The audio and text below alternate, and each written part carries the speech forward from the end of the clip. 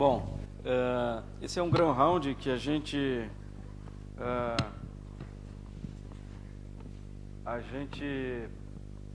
programou desde o ano passado, e nós tivemos sempre muita dificuldade de montar esse Grand Round para escolher as pessoas certas. E aí a gente foi conversando com o professor Rogério e tal, e chegamos à conclusão de montar esse Grand Round, basicamente porque esse é um assunto que vem despertando o interesse da comunidade médica mundial.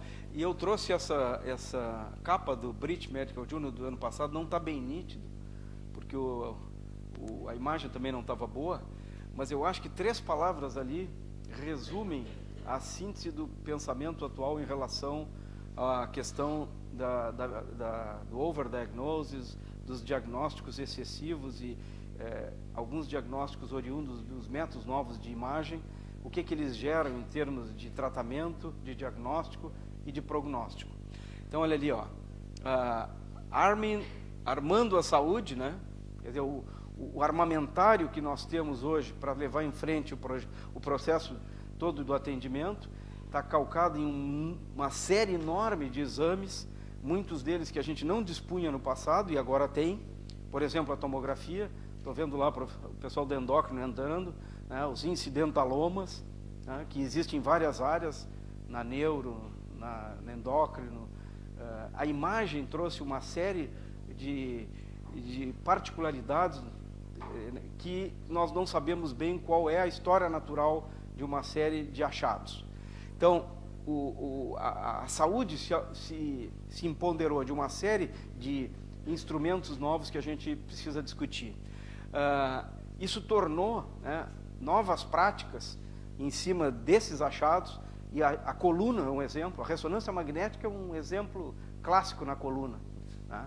Tem uma série de achados na ressonância magnética de coluna, especialmente quando a gente vai ficando mais velho, que não tem necessariamente impacto na patologia que o doente tem, né, ou na sua sintomatologia.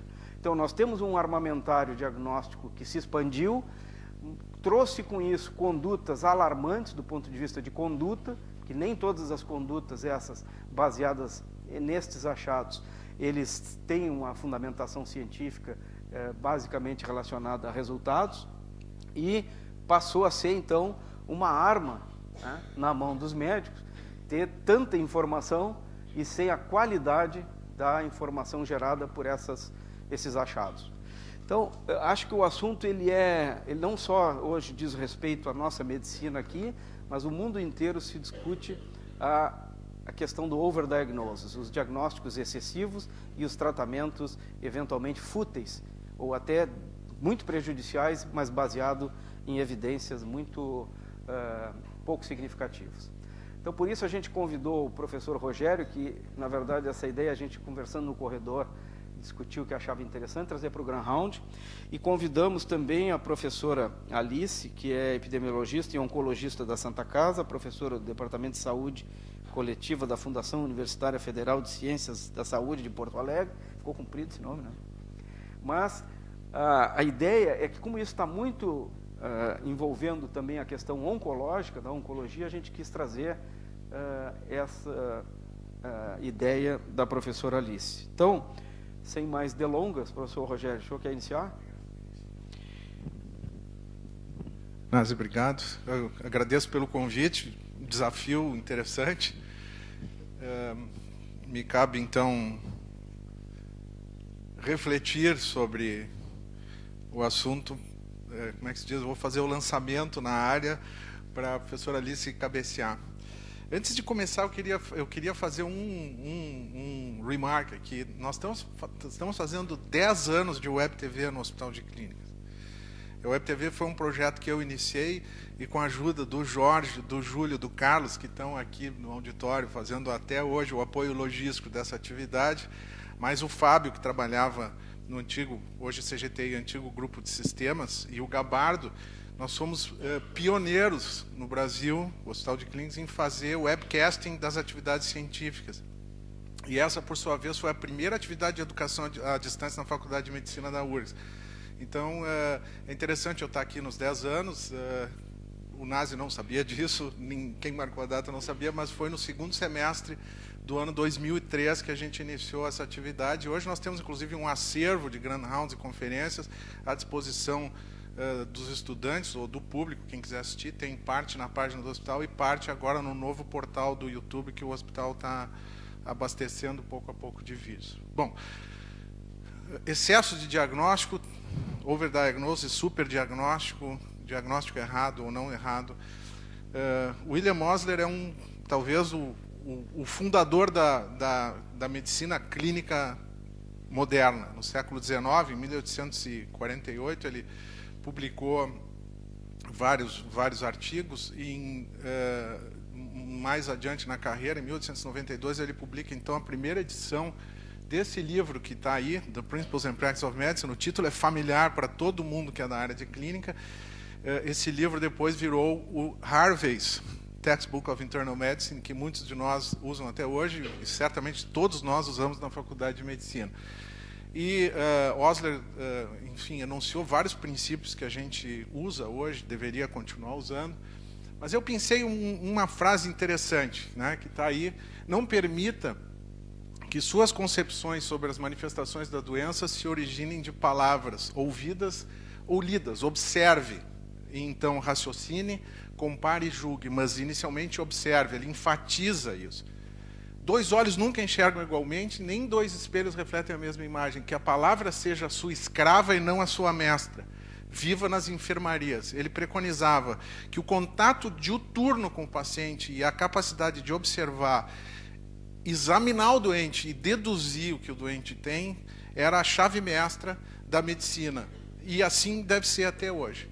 Osler disse também, mas a gente não consegue encontrar, mesmo no Dr. Google e outros mecanismos de busca, ele tem uma frase célebre, ela está imersa numa das publicações, mas não tem o facsímile, que é um princípio, que é: não se solicita um exame se nós não soubermos o que fazer com o resultado desse exame. Um princípio muito fundamental do exercício da medicina, que já no século XIX era enunciado. Muito bem, eu vou passar alguns casos que eu selecionei, para a gente ter algumas provocações para discutir. A lista de situações como essa é imensa. As fotos não são dos pacientes reais, eu busquei na internet, obviamente, mas os casos são. Então, uma mulher jovem, de 28 anos, pequena executiva de uma empresa, faz um check-up anual por solicitação do empregador, e nesse check-up um T4 livre vem com um resultado um pouquinho abaixo do valor de referência. Ela então é solicitado que ela faça um novo T4 livre, um T4 total, TSH, anticorpo, antiperoxidase e ecografia. Todos esses resultados foram normais. Então, o colega, o médico da empresa, um pouco intrigado com essa não coerência, encaminha a jovem para um especialista. Quando ela chega, então, uma anamnese extensa, vê que ela é absolutamente assintomática, rígida, fazia exercício, tinha uma vida saudável, não tinha história familiar de doença tiroidiana. No exame clínico, ela não tinha nenhum sinal clínico de hipotiroidismo, uma tiroide absolutamente normal, a palpação. E revisando toda aquela parafernália de exames do check-up, ela não tinha dislipidemia também, que seria uma possível sugestão de um eventual hipotiroidismo subjacente. Então ela recebe alta, mas teve que passar por um pequeno transtorno. Bom, existem 6, praticamente, diretrizes de triagem de hipotiroidismo em adultos assintomáticos. Todos eles dizem mais ou menos a mesma coisa, variando um pouco a questão da idade na triagem, mas nenhum deles sugere que se trie hipotiroidismo em pessoas com menos de 35 anos. O que coloca a idade mais precoce é justamente a Associação Americana de Tireoide. Mas nenhum deles sugeriria triar para hipotiroidismo uma mulher de 28 anos de idade assintomática. Depois, a triagem se faz com o TSH, nunca com o T4. O exame nobre para fazer triagem de hipotiroidismo é o TSH, justamente porque a forma mais prevalente de hipotiroidismo é o hipotiroidismo primário, não o hipotiroidismo central. Mais de 95% dos casos de hipotiroidismo são primários. Então, o exame que deve se usar é o TSH. Em adultos jovens, assintomáticos, rígidos, sem história familiar, sem fatores de risco, não se tria. Nós triamos, se a gente quiser ser um pouco agressivo, a partir dos 35 anos. Se a gente quiser ser mais conservador, como sugere o American College of Physicians, apenas a partir dos 50 anos. E a única idade na qual há consenso sobre a triagem para hipotireoidismo é acima dos 60 anos. Certo? Vamos adiante. Uma outra jovem, 33 anos, assintomática, que foi a um médico para fazer uma revisão clínica, queria se assegurar que estava tudo bem. Nos exames, ela tem uma prolactina 15% acima do valor de referência. Vamos considerar que o valor de referência seja, dependendo do laboratório, 30, era uma prolactina de 35. Bem, ela então se faz adicionalmente 3 dosagens de prolactina, estradiol, LH, FSH, TSH, T4, a prolactina sempre limítrofe, sempre no mesmo valor. A paciente então é submetida a uma tomografia de hipófise, um resultado um pouco duvidoso. O radiologista achou que havia uma área um pouquinho mais densa, solicitada então uma ressonância magnética de hipófise que foi normal. Ela é então encaminhada para um endocrinologista. Assintomática, ciclos regulares. Nunca notou secreção mamária que sugerisse galactorreia. Libido normal, menstruava regularmente, já tinha engravidado e tido 2 crianças com sucesso. Não usava anticoncepcional, a anticoncepção era por DIU, não tomava nenhuma medicação, tinha uma vida absolutamente saudável. Exame clínico sem anormalidades. É feita uma nova prolactina, que deu 38, mas o colega pede uma pesquisa de macroprolactina e ele encontra, então, macroprolactina no soro da paciente. Macroprolactina é uma macromolécula de prolactina que é encontrada em 20% das pessoas adultas. Ela é inerte do ponto de vista biológico, não tem ação biológica nenhuma, mas o ensaio cruza com o ensaio normal de prolactina. E é um fator de confusão em avaliação laboratorial de prolactina séria. Por causa disso aqui, se tornou um problema solicitar prolactina para pessoas assintomáticas. Não há razão para fazer isso. Além de não há razão para se pedir prolactina em pessoas assintomáticas, ainda a gente incorre no problema de encontrar macroprolactina e achar que é hiperprolactinemia, e daí desencadear uma cascata de investigações absolutamente desnecessárias. Então, não se dosa prolactina em pacientes sadios assintomáticos. Não há razão para fazer isso. E se fizer, e por acaso se deparar com uma prolactina elevada, em geral pouco elevada, a gente tem que pensar na possibilidade de macroprolactina. 1 de cada 5 vezes é isso que vai estar acontecendo. Outra paciente assintomática, que vai no ginecologista fazer sua revisão anual aos 48 anos, o colega solicita uma ecografia de tireoide. E na ecografia aparece um nódulo de 0,4 centímetros de diâmetro. Isso é um nódulo muito pequeno. É feita uma segunda ecografia, dessa vez com um grau de detalhamento maior. Com Doppler, confirma o nódulo tem componente cístico, a vascularização do nódulo é inocente, é uma vascularização predominantemente periférica, não tem calcificações, é único, não tem nenhum linfonodo visível à ecografia. Se pede, então, uma punção aspirativa com agulha fina e um citopatológico que foi insatisfatório.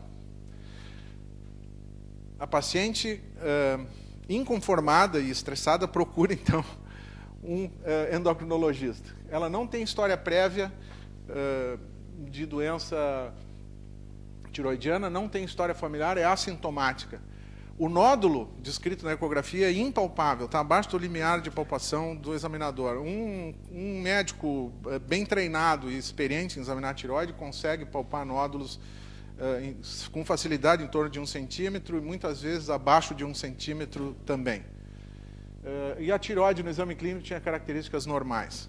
Aqui fica um dilema. O médico pode dizer para a paciente: eu não palpo, a tua tireoide é normal, acho que encerramos por aqui. Mas o grau de estresse de uma pessoa que já foi investigada por um nódulo que poderia, eventualmente, não ser benigno, levou, então, a uma segunda punção aspirativa, guiada por ecografia, e dessa vez o citopatológico foi inquestionavelmente benigno. Então, a paciente aqui é liberada. Com sequelas, como eu digo. Estressada, porque se um deu duvidoso e o outro deu benigno, o que é que vai ser de mim daqui para frente? Não vai ser nada, mas o dano está feito. Pequenos nódulos encontrados fortuitamente em ecografia de tireoide. Mais de 95% desses nódulos são benignos, especialmente os que têm menos de 1 centímetro de diâmetro. Se eles são císticos, únicos e sem linfonodos, a probabilidade de malignidade é menor do que 0,45%. A gente deve considerar a punção se o diâmetro for próximo de 1 centímetro ou, no caso, se paciente e ou médico estiverem muito ansiosos com o fato de terem encontrado o nódulo. Nódulos com menos de meio centímetro, essa paciente era 0,4, né? São muito mais difíceis de aspirar, mesmo com ecografia, daí a punção inicial ser insatisfatória. Para a grande maioria dos casos, a recomendação recente é não puncionar, faz uma observação clínica anual, eventualmente acompanhada de ecografia. A ecografia deve, por sua vez, ser feita por um examinador experiente em ecografia de tireoide. E puncionar apenas se a suspeita clínica disparou. Puncionar apenas se a suspeita clínica justificar ou se o nódulo crescer. Então, o passo inicial deve ser uma ecografia bem feita, se já se fez a ecografia, que seja bem feita, e não puncionar se não for absolutamente necessário. A gente deve orientar o paciente, tranquilizar e acompanhar. O Leslie DeGruy, que é o guru da tireoidologia mundial, ele escreve nesse artigo que é muito raro um nódulo pequeno encontrado em ecografia ser uma malignidade. Se for um carcinoma diferenciado de tireoide, a evolução desse nódulo vai ser tão lenta que provavelmente na expectativa de vida de um paciente adulto não vai se manifestar uma doença que comprometa a qualidade de vida ou a longevidade desse paciente. Bom, no outro extremo da vida, um paciente de 85 anos, operado há 5 meses numa lesão expansiva grande de tireoide, com crescimento rápido, que se revelou ser um carcinoma anaplásico. Na ocasião, já tinha metástases pulmonares, ósseas e cerebrais. Ele é operado e a equipe assistente solicita um rastreamento corporal com iodo 131. É um exame feito para localizar metástases de carcinoma diferenciado de tireoide. Bem, sobre carcinoma anaplásico de tireoide, ele é de evolução rápida, altíssima letalidade, refratária a iodo radioativo, radioterapia externa e quimioterapia. Quando metastático, a sobrevida em 12 meses é menor do que 10%. E o rastreamento com iodo 131 pode localizar mais metástases, mas não muda prognóstico e não indica uma nova conduta a seguir. Então, seria aqui o caso clássico de overdiagnosis, de superdiagnóstico. Quer dizer, é um exame solicitado que pode até dar uma informação, mas que não contribui em absolutamente nada para o manejo do paciente. Um outro caso, um senhor de 70 anos, fez uma tiroidectomia por um bócio multinodular. Na peça de tiroidectomia, o patologista encontra um carcinoma papilar de tireoide, inequivocamente papilar. É uma lesão muito pequena, única, delimitada, encapsulada, restrita àquele segmento, não tem nenhum linfonodo patológico no pescoço desse paciente. E aí são solicitados para esse paciente rastreamento anual com iodo 131 para pesquisa de metástases. CT de tórax, que ele fez, por sorte, apenas uma, tireoglobulina anual, dosagens hormonais semestrais durante 5 anos, até que ele resolve pedir uma segunda opinião e se encerra o assunto por ali, porque o microcarcinoma de tireoide, né, caracterizado, tumor único, bem delimitado, sem linfonodo, com diâmetro menor que 1 centímetro, a remoção cirúrgica é curativa. A lobectomia já seria curativa. A tireoidectomia é praticamente 100% curativa. É desnecessário rastrear, monitorar com tireoglobulina ou mesmo com ecografia. A terapia com iodo 131 é desnecessária porque esses pacientes não fazem metástases. Se fizessem, fariam para linfonodos regionais e assim mesmo, quando é microcarcinoma isolado, não faz. E a única coisa que a gente tem que fazer é manter o TSH normal, porque ele é tireoidectomizado, ponto final, encerra-se. Aqui tem uma mistura de superdiagnóstico, sobrediagnóstico e sobretratamento. Bom, então excesso de diagnóstico, sobrediagnóstico e superdiagnóstico, a professora Alice depois vai falar um pouco dessa terminologia. Os fatores envolvidos são vários: desconhecimento, desatualização, ansiedade do médico do paciente, pressa ou mesmo pressão do tempo, pressão de atender por convênio, pressão de atender em policlínica com uma agenda gigantesca, ou mesmo no posto de saúde sem condições de trabalho. Conflitos de interesse, especialmente em diretrizes. Hoje se discute muito a questão do conflito de interesse de quem entra no grupo que elabora a diretriz.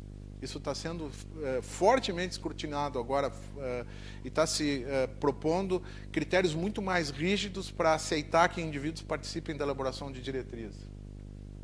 E a questão da judicialização da medicina. E isso é uma coisa interessante. Quer dizer, a cultura judiciária, ela pune o subdiagnóstico.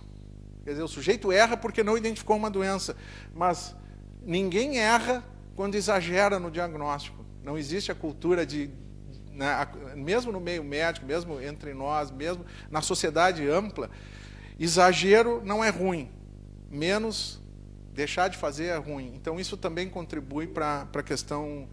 medicina defensiva, etc. Bom, as implicações do excesso diagnóstico: custo, estresse, risco de sobretratamento, que é um problemão, risco de tratamento desnecessário, que não é a mesma coisa que sobretratamento, né? Risco de iatrogenia. Cada vez que eu passava no corredor nessa última semana, alguém me dizia assim: mas tu tens que falar de diabetes gestacional, de osteoporose, doença renal no velho, demência, transtorno de déficit. Isso aqui é uma listinha parcial, foi só que eu consegui, das condições que tem na literatura, onde existe descrição de sobrediagnóstico, superdiagnóstico e supertratamento. Então, só para lembrar que a lista é interminável, ela abarca praticamente todas as condições médicas. Hein?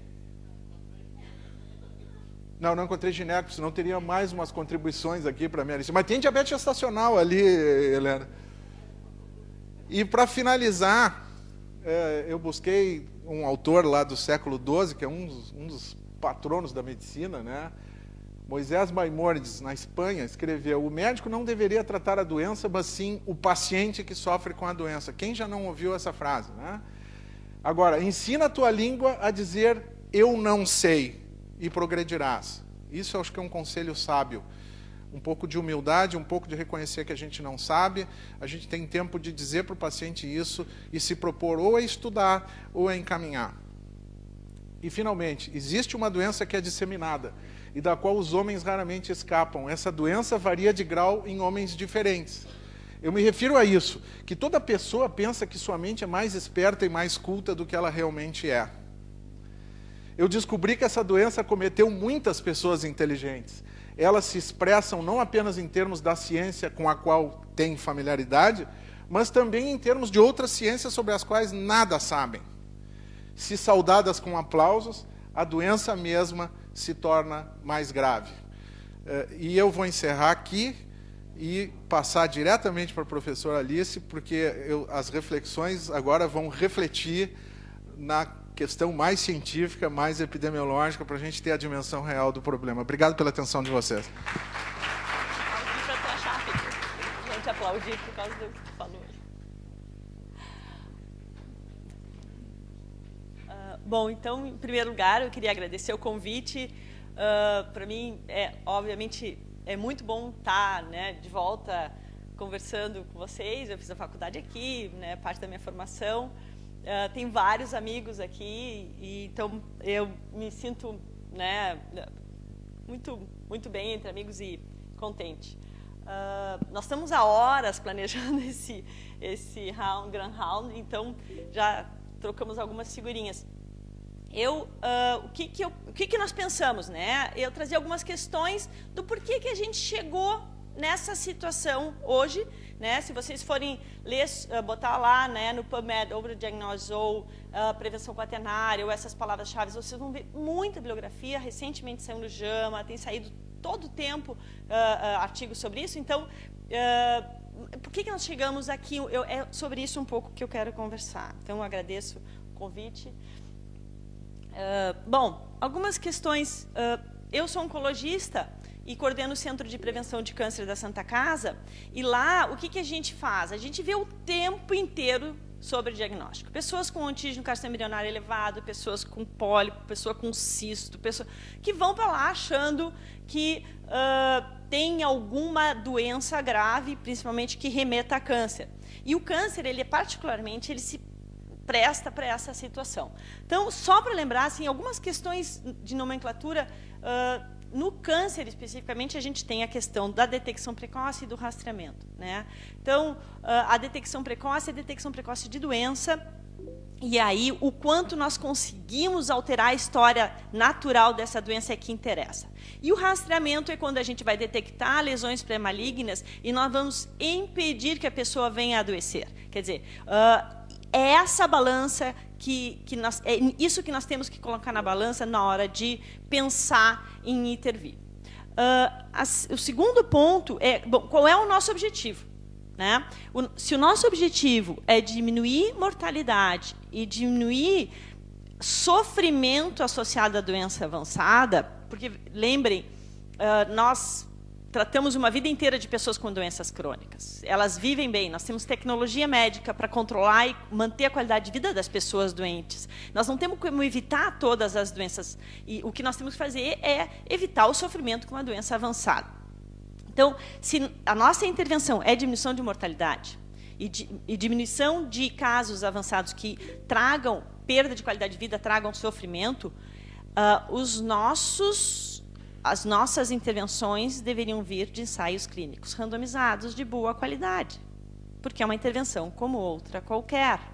E esse é um dos problemas. Nós temos poucos ensaios clínicos de boa qualidade para testar os desfechos desta magnitude para essas intervenções. Detecção precoce, rastreamento, métodos diagnósticos. Lembre, a grande maioria da nossa decisão de usar um ou outro método diagnóstico é baseada em estudos de acurácia do teste diagnóstico, e não da diminuição da mortalidade ou sofrimento associado ao diagnóstico feito por aquele método. Isso é um dos nossos problemas, certo?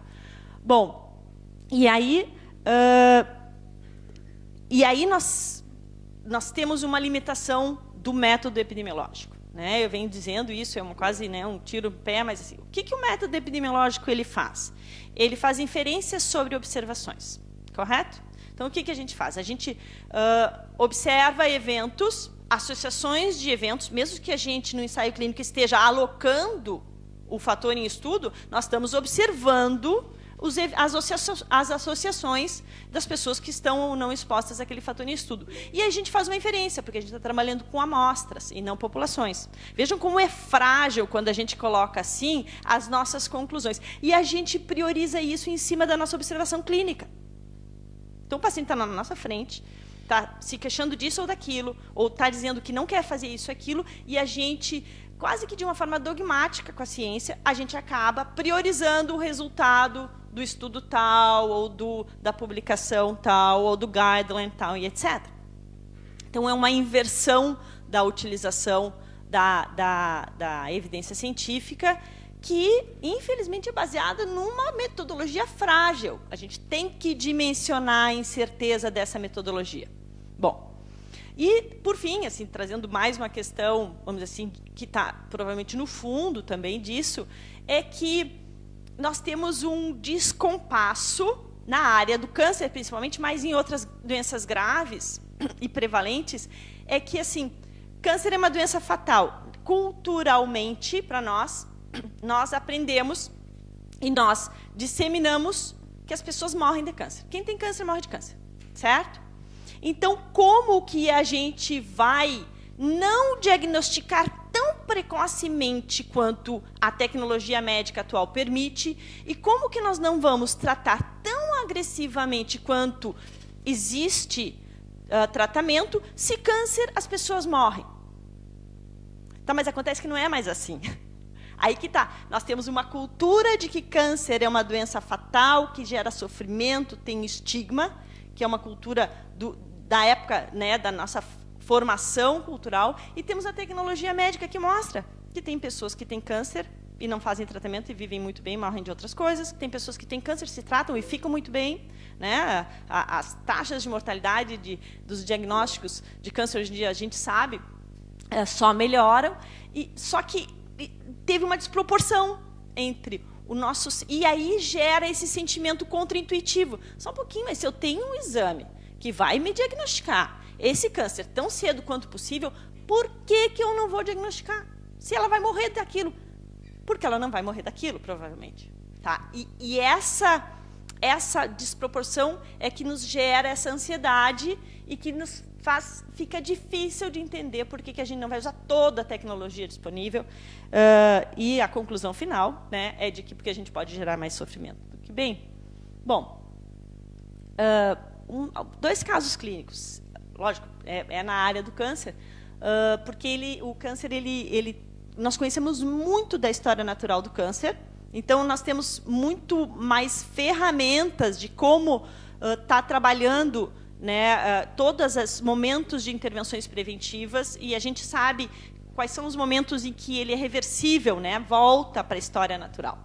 Então, o primeiro caso clínico. Dona Maria, uma paciente minha, foi minha paciente durante muitos anos, ela tinha 90 anos, ela frequentava um grupo de senhoras, e tinha uma enfermeira, uma freira, nesse grupo, e todos eles ficaram muito admirados, que fazia muitos anos que a Dona Maria não fazia mamografia, e insistiram que ela fizesse mamografia. Um dia ela foi, bom, né, deve ser bom. Foi lá, fez mamografia, tinha o seu nódulo de mama, como é de se esperar numa senhora de 90 anos, provavelmente uma proporção muito grande de senhoras de 90 anos tem um nódulo de mama. Bom, agora que ela tem uma mamografia com BRADS 4, vai ter que fazer uma punção. Fez a punção, era um carcinoma ductal invasor, tem um anátomo patológico de câncer, tem que tirar. Né? Aí ela não queria tirar, ela disse, não, eu tenho 90 anos, a Dona Maria, lúcida, orientada, coerente, vivia sozinha, era uma pessoa bem interessante, disse, não vou operar. E aí a filha conseguiu convencer ela, levou para o interior, onde eles tinham médicos da família, e o médico fez a setorectomia. E quem faz setorectomia tem que fazer radioterapia complementar. Então, a Dona Maria fez radioterapia complementar e era receptor positivo. Foi encaminhado para mim para fazer hormonioterapia adjuvante. Dona Maria olhou para mim e disse, doutora, o que a senhora pretende com essa hormonioterapia? Eu disse, olha, Dona Maria, eu pretendo que a senhora viva mais e melhor, que diminua o risco dessa doença voltar. Ele disse, doutora, eu tenho 90 anos. A senhora acha que a senhora vai conseguir que eu viva mais do que eu já vivi me dando esse remédio? Eu disse, não, eu não acho, Dona Maria, eu não vou lhe dar esse remédio. Bom, a Dona Maria...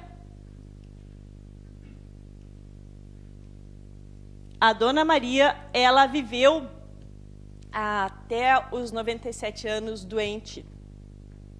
Ela era ígida, tá? Mas ela viveu com câncer 7 anos. Ela achava que ela tinha câncer. E ela foi ficando surda. E aí, então, ao longo dos anos, ela me ligava e dizia assim, doutora, eu tô com um nódulo embaixo da axila, eu preciso ir aí. No início eu disse, não, vamos marcar consulta, mas ela foi ficando surda, então no fim eu desisti, eu dizia, vem, Dona Maria, que era a única coisa que ela conseguia ouvir. Ela chegava lá, ela não tinha nada, ela só tinha uma ansiedade, um sofrimento afetivo muito grande em relação ao ter tido câncer. Ela foi rotulada de câncer, ela sofreu, ela viveu pior os últimos 7 anos de vida dela, porque um dia alguém achou que ela tinha que fazer uma mamografia aos 90 anos. Bom, o seu René também era um paciente que eu conheci já, diagnosticado de câncer há muito tempo. Ele, aos 70 anos, era um homem ígido, né? Ele era um ourives, e ele resolveu que tinha que fazer um check-up. Porque, afinal, ele estava muito bem de saúde, ele tinha que fazer um check-up. Tinha 70 anos, o médico clínico dele achou que, já que ele era ígido aos 70 anos, ele tinha uma expectativa de vida grande, então ele deveria continuar fazendo seus exames de revisão, pediram um PSA, e o PSA deu elevado, como provavelmente vai acontecer com boa parte dos homens de 70 anos. Seriaram o PSA, ele acabou indo para a biópsia, era um câncer de próstata, que tinha indicação ou de radioterapia ou de prostatectomia. Ele optou por fazer prostatectomia e ele ficou incontinente. Tá? Completamente incontinente de usar fralda. Seu René não conseguia conviver com essa realidade. E eu conheci ele aos 75 anos, quando ele teve uma recidiva bioquímica, que era esperado que ele tivesse. Ele veio para mim para fazer um bloqueio androgênico, por causa da recidiva bioquímica, e a única coisa que ele se queixava, ao longo de todos os anos que eu cuidei dele, foi de que ele era incontinente. Ele disse, doutora, mas não tem solução para isso? Vamos no seu médico, urologista. Ele disse, eu não vou voltar mais naquele médico que me deixou incontinente. Eu disse, tá, então vamos trocar de urologista, quem sabe. Né? Ele morreu de AVC com 78 anos, com um sofrimento muito intenso em relação a essa sequela cirúrgica. Certo? Bom, isso eu trouxe só porque são casos muito assim, né? A gente pode estar criticando eles, mas só para dizer que a gente pode fazer uma pessoa ficar muito doente, né? Psicologicamente, espiritualmente relacionado ao que a gente submete a elas. Tá?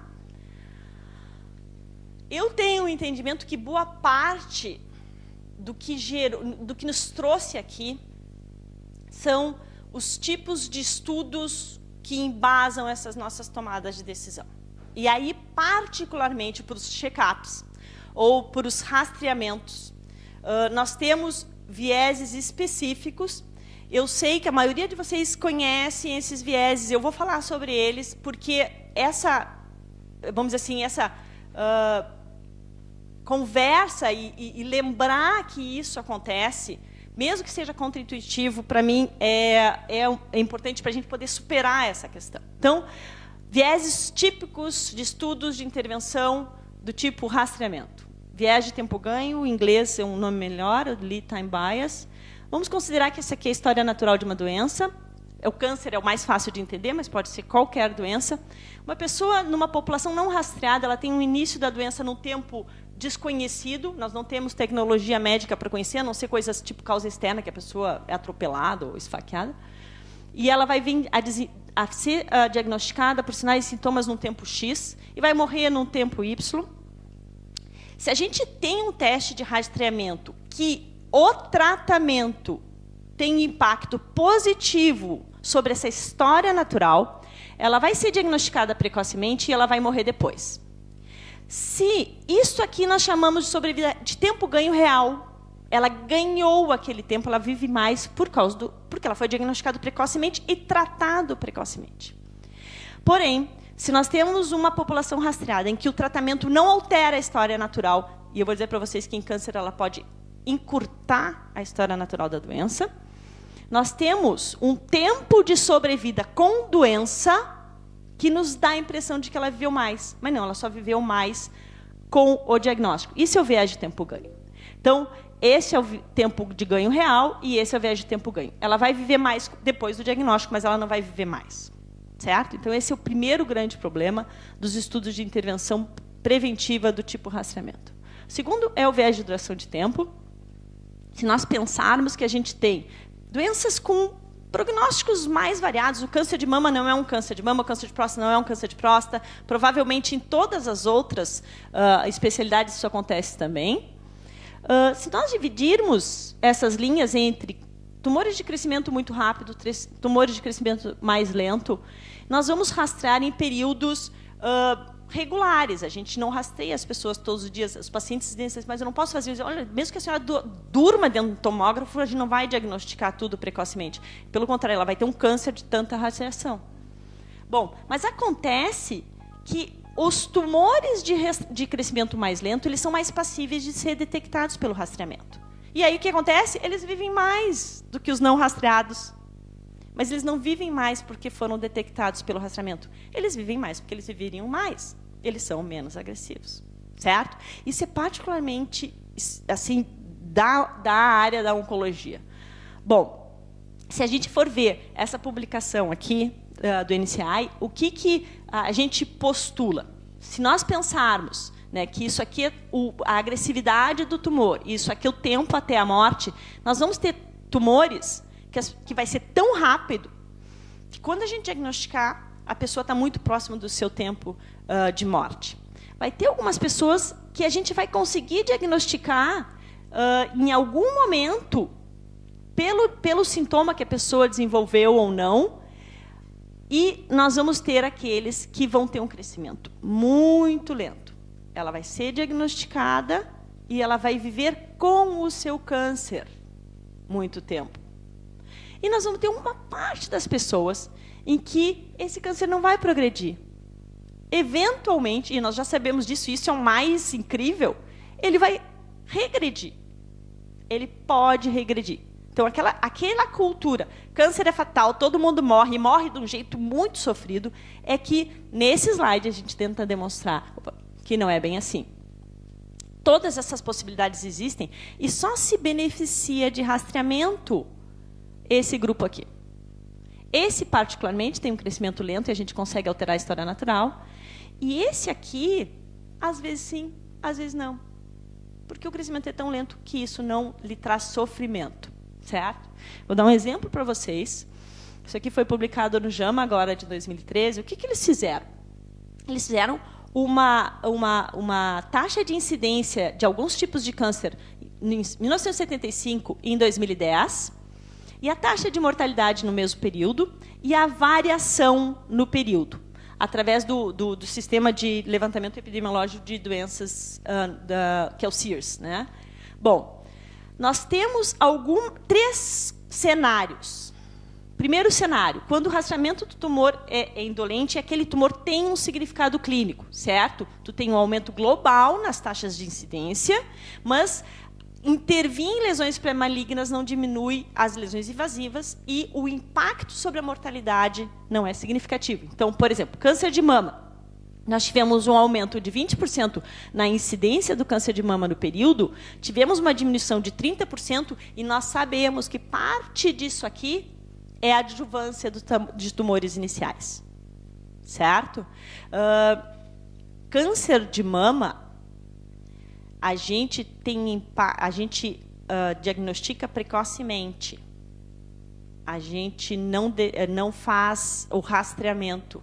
Quando a gente faz a mamografia, a gente diagnostica o tumor tão pequeno quanto possível. E nós temos tecnologia médica para alterar a história natural desse tumor, na maioria das vezes. Mas fazer mamografia não é prevenir câncer, correto? Assim também, o câncer de próstata, nós tivemos um aumento enorme, né, da incidência, com uma redução da mortalidade. Certo? E aí, aqui é um saco de gatos o porquê que teve a diminuição da mortalidade. Parte disso é tratamento efetivo, não há dúvida. E aí, o câncer de pulmão. E o câncer de pulmão é um problema porque nós estamos vendo uma enxurrada de ensaios clínicos forçando a detecção precoce do câncer de pulmão. Tá? Isso tem um enorme conflito de interesse com a indústria do diagnóstico. E já tem gente querendo fazer protocolos assistenciais de tomografia de baixa dose para grandes fumantes. E o que a gente viu? Que teve um aumento na incidência do câncer de pulmão pequena. Né? O câncer de pulmão está associado a um fator de risco muito determinado, com um aumento da mortalidade. Certo? Segundo cenário. Cenário em que o rastreamento detecta lesões pré-malignas. E tem tratamento para essa lesão pré-maligna, certo? E o diagnóstico precoce também diminui a incidência de tumores mais avançados. Então, a gente tem o rastreamento diminui a incidência, é um rastreamento real, diagnostica lesões pré-malignas, e a detecção precoce, o tratamento de detecção precoce diminui a mortalidade. Então, quais são essas situações? Câncer de cólon, né? Tu tem uma diminuição da incidência, porque tu diagnosticou lesões pré-malignas, e uma diminuição maior ainda da mortalidade, porque tu conseguiu fazer as duas coisas que a gente quer. E o câncer de colo uterino, né, que, se instituído de forma adequada, o citopatológico de colo uterino, tu consegue diminuir a incidência, deveria conseguir, e diminuir a mortalidade. Certo? E o terceiro cenário, então, que é quando o rastreamento de tumores indolentes não tem significado clínico, certo? Rastrear nódulos de tireoide, como bem disse o Dr. Rogério, não tem impacto clínico sobre a população. E não tem efeito, obviamente, sobre doença mais avançada para ter efeito sobre a mortalidade. Então, tireoide, um aumento de 185% no diagnóstico e uma redução de mortalidade de menos 7%. E o melanoma, um aumento de 199% diagnóstico e um aumento da mortalidade. Bom, esse é o pior dos cenários. Nós deveríamos estar nos detendo em doenças que tenham esse benefício, certo? Bom, e aí o que a gente pode fazer? E o que a gente pode fazer, né? Quer dizer, acho que tem que discutir, né? Mas algumas considerações. Primeiro, educar o paciente sobre o fato de existir tecnologia médica não quer dizer que ele tem que usar. Somos nós que temos que educar o paciente. Somos nós que dizemos para ele que fazer raio-x de tórax anual é bom. Certo? Dimensionar a incerteza e evitar o dogmatismo científico. Eu sempre dou esse exemplo. A mulher lá tem os seus 65 anos, vai no seu ginecologista, e o ginecologista, a senhora está sentindo alguma coisa? Não, não estou sentindo nada. Então, vamos fazer uma mamografia. Ela diz assim, doutora, eu tenho horror de fazer mamografia.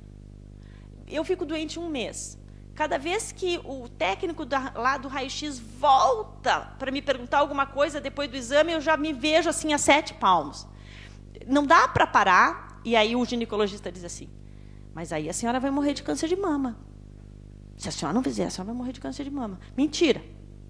Mamografia em mulheres de 50 a 70 anos diminui em 30% a mortalidade de um tipo de câncer de mama. Não todos. Só que a gente não diz isso para o paciente. A gente diz que ela vai morrer se ela não fizer. Tá? Bom, incorporar as melhores evidências científicas, e aí nós temos um problema, nós temos o conflito dos guidelines cada vez mais. A gente tem que escolher o guideline que a gente vai seguir, porque a gente conhece a metodologia e as pessoas envolvidas que fizeram aquele guideline. Identificar situações e evitar a mercantilização das doenças, certo? Bom, e aí cuidar sem necessariamente tratar, né? Quando nos chega um paciente terminal, eles dizem assim, doutora, me disseram que não tem mais nada para fazer. Não, só um pouquinho. Talvez não tenha mais químio para fazer, mas nós temos muitas coisas para fazer e o dia, né, até o dia que chegar um evento final. Quer dizer, eu vou cuidar do paciente, né, e não vou tratar do paciente com quimioterapia. Gosto de pensar que eu não sou uma quimioterapeuta. Bom, e aí eu trouxe, por fim, esse slide que me pareceu muito, vamos dizer, esclarecedor, que é a lógica da prevenção quaternária, que é a intervenção que tenta evitar o sobrediagnóstico, o superdiagnóstico, o sobretratamento.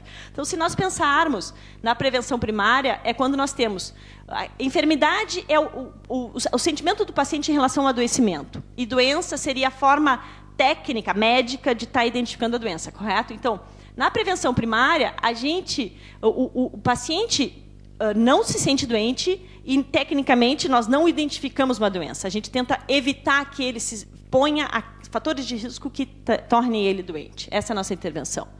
Na prevenção secundária, o paciente não se sente doente. Ele vai lá assintomático no nosso consultório. Mas existe tecnologia para detectar a doença nesse paciente. Certo? Então, é o rastreamento e a detecção precoce com tratamentos efetivos. Na prevenção terciária, é que é o melhor dos mundos, né? O paciente se sente doente, nós diagnosticamos doença nele e nós vamos tentar manter a qualidade de vida, né? E recuperar a saúde desse paciente. E a prevenção quaternária, então, é que o paciente se sente doente, mas ele não tem uma doença. Então, a intervenção quaternária é para diminuir essa situação de um adoecimento não clínico. Se é que a gente pode falar nisso. Bom, isso é um monte de informação. Eu tentei trazer várias coisas. Tem muitas coisas escritas. Tenho certeza que, se vocês se interessarem, vocês vão ter a oportunidade de entrar em contato. Obrigada.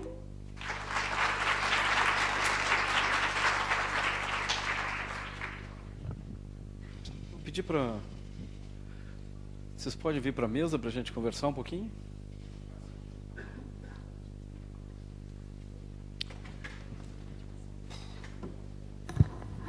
A gente tem 5 minutos aí para perguntas. Como o assunto é polêmico e...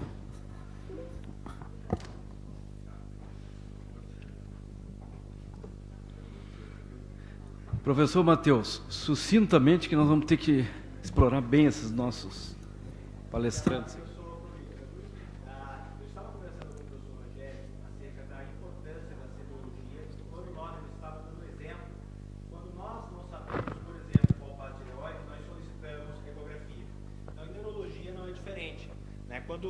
Quando nós não sabemos examinar o paciente, nós solicitamos tomografia, ressonância em exagero, né? Como colocou bem a professora, essa questão da acurácia, só fazendo um link entre as duas falas, né? Como é que os senhores veem o contexto, né? Nós temos muitos alunos aqui pós-sêmio, né? Inclusive alguns da sêmio. Como eu sou professor da semiologia, muitas vezes nós vemos que não saber examinar bem o paciente, essa insegurança leva a um excesso de solicitação de exames complementares e muitas vezes, em idosos, achados que seriam, eventualmente, normais do envelhecimento também levam ao exagero de solicitação de exames. Eu gostaria que os senhores comentassem um pouco sobre isso. Bom, tem vários elementos nas duas palestras que respondem a tua pergunta. A primeira coisa, eu acho que é aquela questão, vamos chamar de humildade. A pessoa dizer, eu não sei examinar a tireoide, mas será que eu não tenho nada na tireoide, doutor? De repente, assim, bom, eu vou te encaminhar para uma pessoa que definitivamente sabe examinar a tireoide. E vai ver com ele. Isso é uma alternativa. A segunda é a gente se questionar sempre. O médico tem que se questionar, será que eu tenho essa habilidade? Será que eu aprendi o suficiente, eu pratiquei o suficiente, eu exercitei isso o suficiente para confiar na minha própria acurácia de examinador? A resposta pode ser não. E ninguém está impedido de buscar uma qualificação adicional. Deixa eu pedir ajuda para quem sabe, eu vou treinar até ficar satisfeito que eu sei. Tem vários caminhos para responder isso. Eu acho que o pior caminho é, eu não sei examinar a tireoide, eu vou pedir uma ecografia com Doppler para ver se tem alguma coisa lá. Por quê? Porque as tecnologias evoluem numa velocidade incrível, a sensibilidade diagnóstica das tecnologias, né, a capacidade de identificar coisas cada vez menores, ela aumenta numa velocidade absurda, e a gente sabe que tem coisas que são biológicas, que vão aparecer e desaparecer, que estão ali, que as tecnologias identificam, que a gente não identifica, mas que, identificando, nós não sabemos se essas coisas encontradas na tecnologia vão significar sofrimento, doença ou morte. Então, trocar uma incapacidade diagnóstica, semiológica, por um excesso de confiança em tecnologia, é um trade-off ruim, né? Então, eu volto sempre àquela questão, se eu não sei examinar, eu vou pedir ajuda para quem sabe. E isso nunca é ruim para o paciente. E se o paciente entender isso, ele vai até gostar desse médico. Ele diz, pô, o cara é bacana, ele disse que não sabe, me encaminhou para um cara muito bom, que me examinou e me ajudou. Não se perde o paciente por isso, eu acho que é uma das questões, né, aquela frase do Maimonides, as pessoas acham que são muito melhores do que elas na verdade são, né? A gente tem que se achar o que a gente é de verdade, que isso ajuda o paciente. Não, assim, só isso viraria uma outra reunião, né? Mas só para lembrar, assim, que existe um problema, por exemplo, na mulher com câncer de mama em remissão completa, tu não deve fazer nenhum exame complementar, a não ser mamografia anual, correto? Mas e direcionar os teus exames, tua investigação para sinais e sintomas. Só que para tu direcionar teus exames para sinais e sintomas, tu tem que fazer uma anamnese de exame físico. E para isso tu tem que ter tempo. E tu tem que ter vínculo com essa pessoa para saber que a dor de cabeça que ela tá não é porque o filho ontem chegou mais tarde do que deveria. Entende? Ou que ela brigou com o marido, ou o que seja. Tá? Então, assim, para a medicina que às vezes a gente pratica, a gente se baseia em fazer mais para não correr o risco de estar fazendo a menos, porque não tem tempo, ou porque o convênio não paga, ou porque o SUS não paga, ou porque que seja. Tá? Então, eu acho que é uma discussão ampla.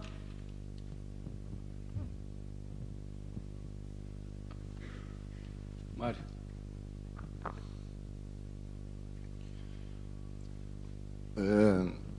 É sabido e foi citado, mas não em números, de que a realização de exames sob a forma de catálogo, como eu chamo, 10% deles tem o viés da técnica, né? Então, se eu pedir 10 exames, um deles vai vir dentro da curva alterado e vai gerar aquilo que o Rogério definiu em 2 ou 3 casos. Outra situação que se encontra na clínica é a incapacidade de usar o exame mais barato e mais razoável, que é ver o paciente novamente.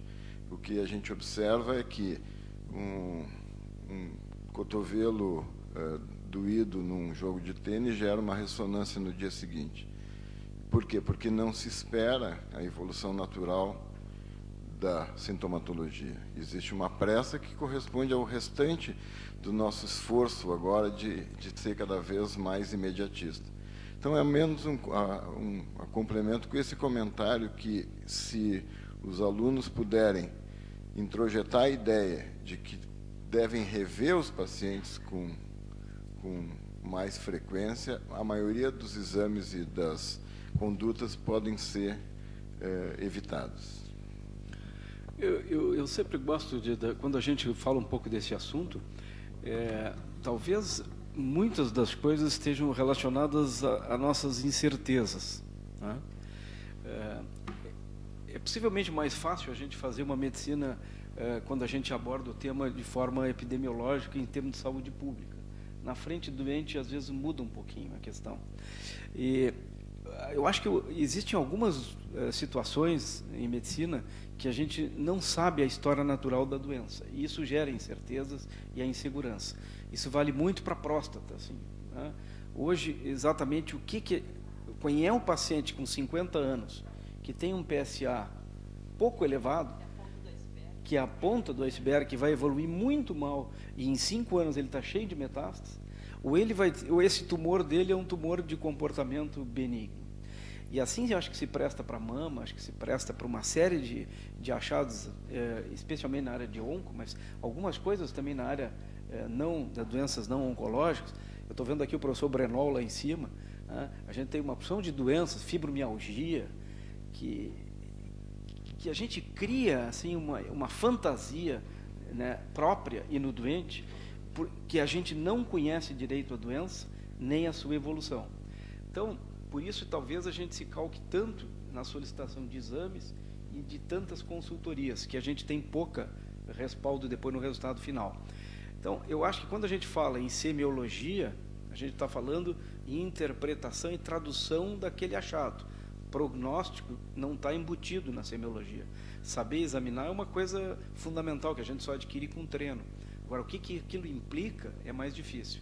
Então, a minha pergunta para vocês, assim, especialmente dentro da área da onco, dessas doenças mais prevalentes, próstata, câncer e mama, hoje tem a grande discussão de quem deve fazer ou não deve fazer, com que idade a mamografia. A gente tem indicadores hoje mais confiáveis na oncologia, em história natural dessa doença, para ver quem é o doente que vai evoluir mal ou pior? Aquele gráfico que eu mostrei das várias opções de como um câncer pode evoluir fala sobre isso, né? Fala sobre isso. Hoje nós não temos marcadores fidedignos para nos dizer o que é o quê.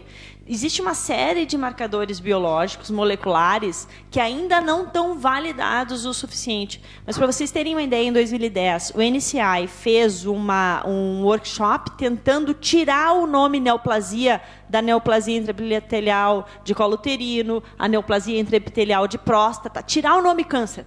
Tira o nome câncer, porque não é.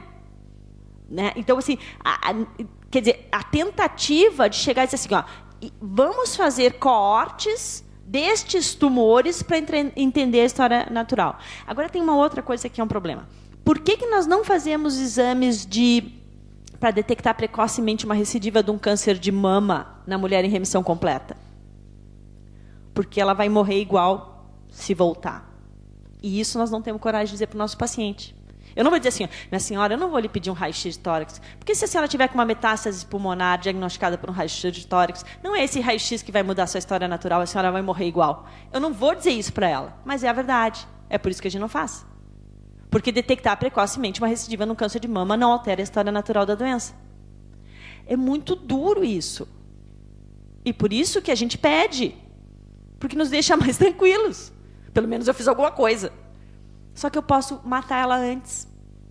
Ela vai viver mais tempo doente do que deveria viver. E eu, eventualmente, vou matá-la do tratamento antes do que ela deveria morrer. Só que isso é muito mais complexo frente ao paciente do que populacional, não há dúvida. Eu queria fazer uma pergunta só. É válido a gente dizer que a semiologia do abdômen é tão pobre que a gente sempre tem que acrescentar um eco? Depende do panícula adiposo.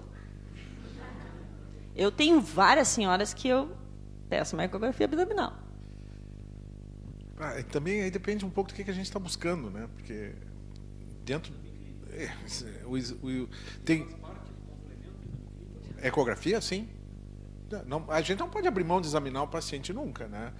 Até porque toda elaboração diagnóstica está aí, mas propor ecografia como triagem vai ser assim, é que abdômen é um mundo, é um universo, é uma galáxia própria, quer dizer, tem Nenhuma sociedade recomenda a ecografia abdominal como sem para nada.